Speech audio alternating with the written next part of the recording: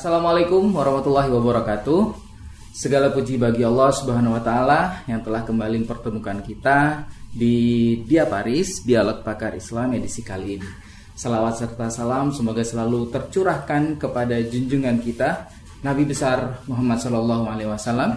Allahumma shalli wa sallim wa barik alaih. Semoga kita diakui oleh beliau termasuk di antara umatnya yang akan mendapatkan syafaatnya kelak di akhirat. Baik, pemerhati Rosalina, seperti biasa, Ovan hari ini senang sekali bisa kembali hadir untuk berdiskusi di Dialog Pakar Islam kali ini. Bersama siapa? Tentunya sudah hadir di tengah-tengah kita narasumber utama kita, Al-Ustadz Dr. Muhammad Arifin Badri MA. Assalamualaikum Ustadz. Waalaikumsalam warahmatullahi wabarakatuh. Kaifahalukumul an? Alhamdulillah, barakallahu fiikum Mas Ovan. Sehat ya? Alhamdulillah sehat juga Ustadz. Kali ini kita akan berdiskusi Ustadz mengenai perbankan syariah. Masya Allah, luar biasa ini. Iya. Tema besar nih Mas Ovan. Tema besar yang tidak akan lekang oleh zaman sepertinya ini Ustadz ya. Baik, saya persilakan Ustadz mengenai perbankan syariah. Menurut antum bagaimana Ustadz? Baik, Mas Ovan ya. Alhamdulillah, salatu wassalamu ala Rasulillah. Perbankan itu sebetulnya adalah sebuah badan usaha, karena memang mereka mencari keuntungan tentu. Betul. Baik yang plat merah miliknya pemerintah ataupun swasta, tentu mereka profit oriented, pengen mencari keuntungan. Tentu. Betul. Ya. Sehingga otomatis kita harus melihatnya sebagai sebuah badan usaha. Yang pertama, kemudian yang kedua kita harus melihatnya dari sisi objek dan aktivitasnya. Iya. Kalau sebagai badan usaha secara hukum Islam itu tidak mengharuskan kita atau tidak memiliki ketentuan yang harus diikuti dalam hal bentuk apa kita harus berusaha. Bisa dengan perseorangan, bisa dengan PT, CV atau yang lainnya, itu secara hukum asalnya boleh. Yang menjadi inti pembahasan dalam hukum suatu masalah adalah dari objeknya. Kita mau perorangan atau sebagai badan hukum, kalau aktivitas kita itu halal, maka halal.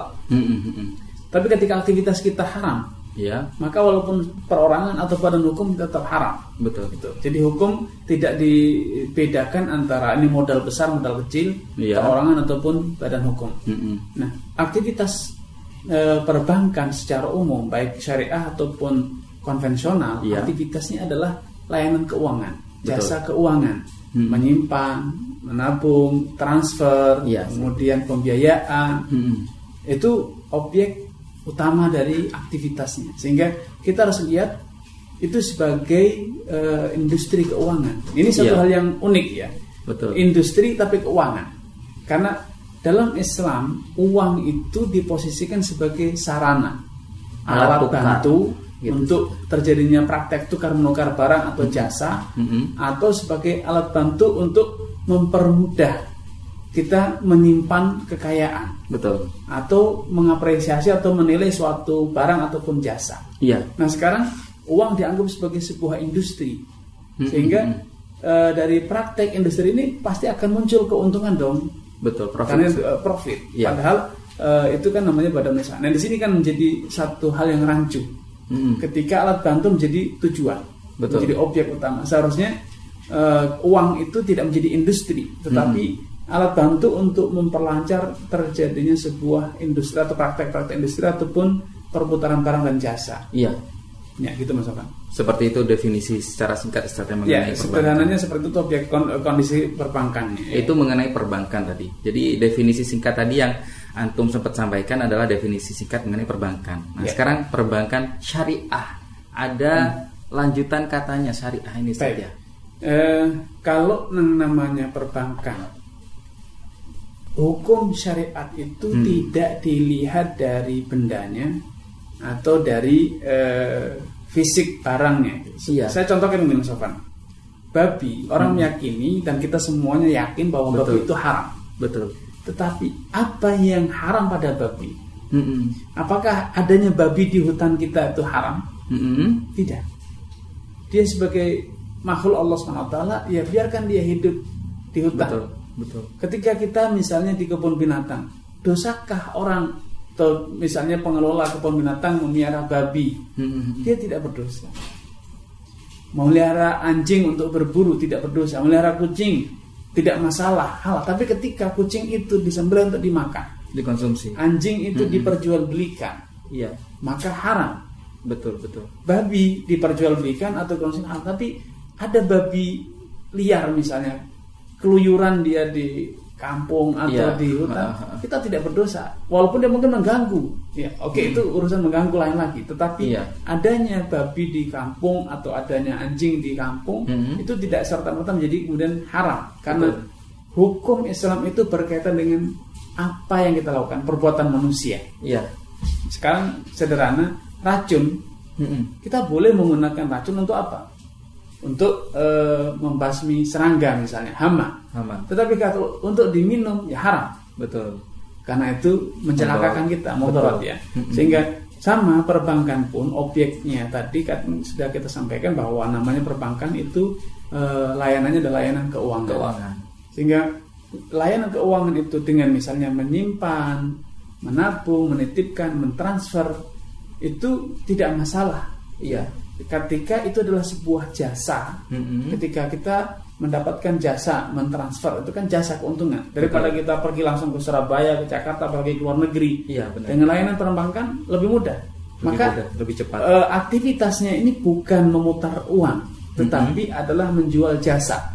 Maka adanya keuntungan di situ kita bayar, ketika ada biaya transfer, kemudian biaya administrasi ketika kita nabung, itu halal ya.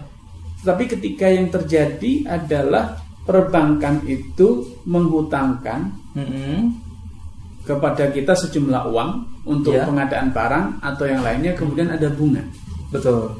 Kenapa disebut bunga? Karena perbankan tidak menanggung risiko ketika pengadaan barang itu, misalnya kan ada kerugian, ada cacat barang. Perbankan tidak peduli, pokoknya pembiayaan 100 juta kembali 100 juta 110 juta. Maka ini namanya riba.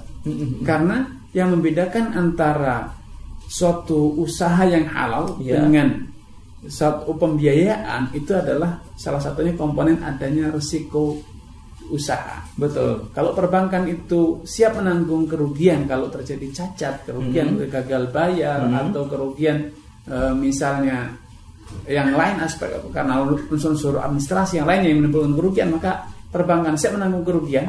Maka itu namanya usaha jual beli.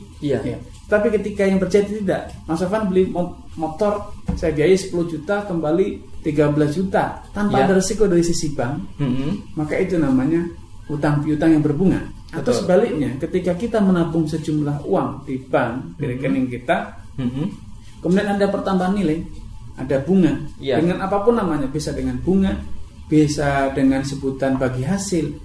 Tapi ketika pemilik dana safety 100% tidak menanggung risiko usaha, maka ini tidak bisa dikatakan sebagai sebuah usaha. Itu adalah pembiayaan, itu adalah utang piutang, dan utang piutang yang berbunga itu adalah riba. Jadi perbedaan pertamanya dan itu yang paling menonjol adalah apakah pemilik dana baik bank ataupun nasabah itu ada risiko gagal usaha. Kalau tidak ada, maka itu adalah utang piutang. Sehingga kalau ada keuntungan, maka itu riba. Tapi ketika utang piutang itu tanpa bunga, dan alhamdulillah saat ini sudah ada itu, dengan dana sosial sebagian perbankan syariah itu mengutangi tanpa bunga, namanya qardun hasan. Jadi mereka memberi pembiayaan tanpa bunga, itu halal. Tapi ketika ada pembiayaan dan berbunga, maka itu namanya riba. Baik. Jadi sisi perbedaan tadi masalah unsur resiko, misalkan. Iya, Ustaz. Baik, itu tadi Ustaz mendefinisikan dan menjelaskan secara umum ya mengenai produk-produk perbankan syariah, baik dari simpanan atau pinjaman gitu, Ustaz, atau pembiayaan. Sekarang kita coba bahas satu persatu, mulai dari akad-akad simpanan, Ustaz ya, yang perbankan syariah sendiri menjadikan itu sebagai produknya. Betul. Kalau sebagai simpanan, Mas Sofan, yang namanya tabungan yang di dalam perbankan disebut dengan wadiah. Betul. Kalau namanya wadiah itu kan titipan. Titipan harusnya tidak ada keuntungan dong. Jadi Mas Sofan, yang namanya wadiah itu kan bahasa Arab ya, yang kalau diterjemahkan secara tekstual artinya adalah titipan. Betul. Sehingga yang namanya titipan itu tujuannya adalah untuk menjaga agar dana kita atau barang kita tidak hilang. Hanya itu namanya titipan. Makanya diklasifikasikan sebagai akad sosial dia, bukan Betul. komersial. Sehingga idealnya kalau titipan ya tidak ada keuntungan. Harusnya ketika ada keuntungan maka ini dipertanyakan kok bisa. Skema investasinya yang terjadi di perbankan konvensional itu masih setengah hati.